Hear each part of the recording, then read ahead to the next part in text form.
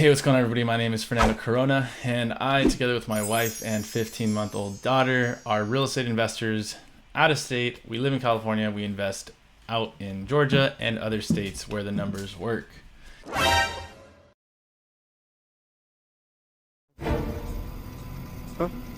In today's video, we are going to be talking about how we lost $1,000 when we first launched our very first out-of-state property, and how that whole process took us like 12 months to even find a property and finally launch it.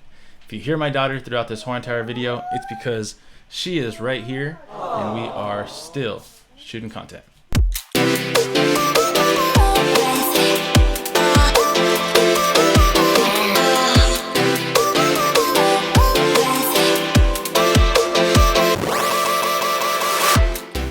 So the whole process started because, all right, I wonder if I should even bring Amy in here. Babe, do you want to shoot content with me? I would bring my wife in this video, but she just told me that she does not look appropriate. So we're moving on without her.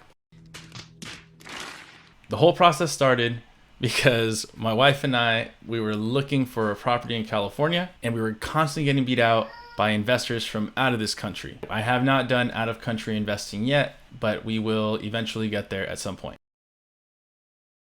So those people were constantly bringing in cash, just buying up all the lower price deals that was pricing families like us out of the market. And so we had to go, do some out of state investing and do some market research and figure out where can our dollars bring us the greatest return in a different market. And that was okay. And we adopted the philosophy that we would rather own and then rent out where we actually own property, so we could get cash flow and we can rent by where we actually want to live, right? We live right next to Manhattan Beach, next to El Segundo, right on, near LAX. So for us, this is the philosophy that we've chosen to kind of stand by, and it's been working out pretty well. Typically I share videos of us cash flowing $1,000 or $2,000 net from one property. In today's video, we're going to be talking about how we lost $1,000 when we first launched our property and how you can avoid that mistake too. The whole process of finding a property out of state, from when we first started getting into networks, from when we first started talking to coaches and paying people for their time, took about 9 months. Finding a real estate agent, finding properties, putting in offers, walking the property, getting into escrow, getting out of escrow.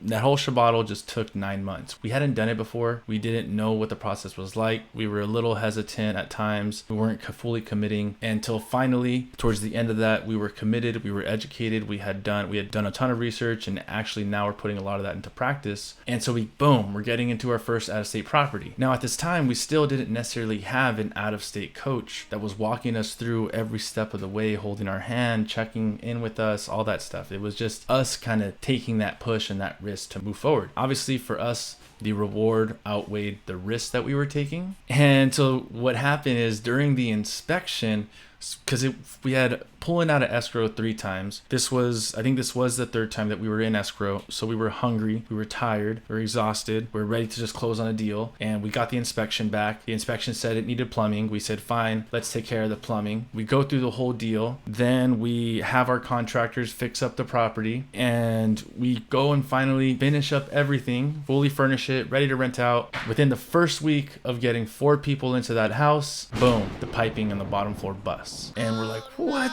It's like a Friday. Apparently the tenants called, said there's poop flying everywhere. I don't know if that's totally what happened, except that's kind of how I imagined it happening. And so I was scrambling. And this is where you really start testing your team on the ground. Like, how quickly can your boots on the ground mobilize to solve the problem that's happening on your property? So we had a property manager, and it was very difficult to get a hold of them. They don't typically work weekends. The people that did have working weekends, they had other plumbers that they outsourced to, and then those plumbers didn't communicate with them. It was a huge mess. We ended up going like 3 days before a plumber could actually go out there and do something. And then they just evaluated it, told us, hey, you have massive plumbing issues on the bottom floor. And it was just a gnarly mess. Why did that whole thing even happen? Remember in the beginning how we told you we were super excited, and even we got an inspection?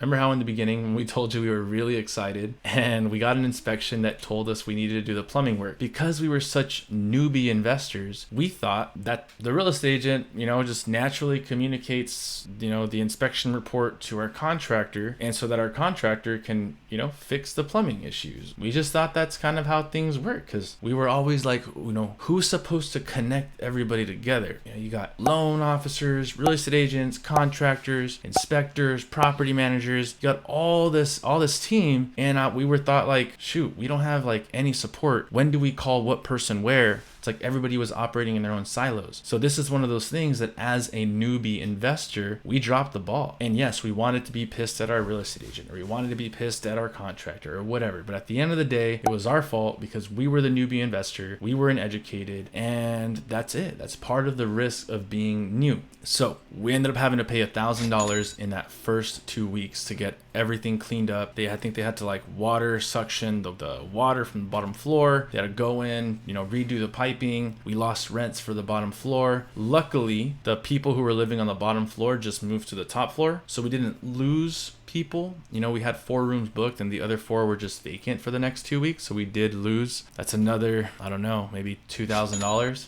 We'll say unrealized losses, right? Or yeah, because we never really captured that money. But either way, that was $1,000 out of pocket, and it was a massive learning experience, and we just continue to learn. And I don't want other people to go through that process. So if you're following along and you're watching these videos, I'm trying to share as much as I can about our mistakes and our failures so that you don't have to go through them yourselves. Remember that when you have an inspection report and it says work needs to be completed, it's your responsibility to take that inspection report and go and give it to a plumber, give it to a contractor, hand it to somebody to take care of. If you got anything from this video, it's that.